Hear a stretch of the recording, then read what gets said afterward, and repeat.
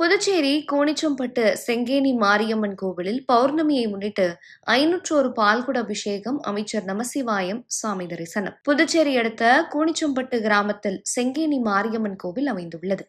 இக்கோவிலில் ஆடி பௌர்ணமியை முன்னிட்டு 18ஆம் ஆண்டு 501 பால்குட அபிஷேகம் நடைபெற்றது. இதையொட்டி காலை 6 மணிக்கு நவதுர்கா ஹோமம் நடந்தது. தொடர்ந்து சங்கராபரணி ஆற்றங்கரையிலிருந்து சக்தி கரகத்துடன் 501 பால்குடம் மாட வீதி வழியாக கொண்டு வரப்பட்டு அம்மனுக்கு அபிஷேகமும் செய்யப்பட்டது.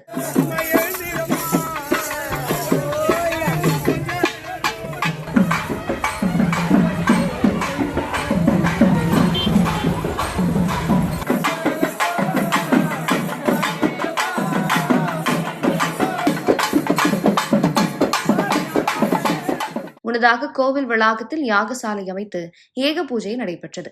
இதில் அமைச்சர் நமசிவாயம் கலந்து கொண்டு யாகசாலையில் வைத்திருந்த கலசங்களை ஊர்வலமாக எடுத்து சென்று அம்மனுக்கு அபிஷேகம் செய்தார். இதனைத் தொடர்ந்து ஊர்வலமாக கொண்டுவரப்பட்ட பால் குடங்களை பக்தர்கள் அம்மனுக்கு அபிஷேகம் செய்து வழிபட்டனர். பின்னர் அனைத்து பக்தர்களுக்கும் அன்னதானம் வழங்கப்பட்டது. இதற்கான ஏற்பாடுகளை அறங்காவலர் குழுவினர், செங்கேணியம்மன் கோவில் பூசாரிகள் மற்றும் கிராம மக்கள் செய்திருந்தனர்.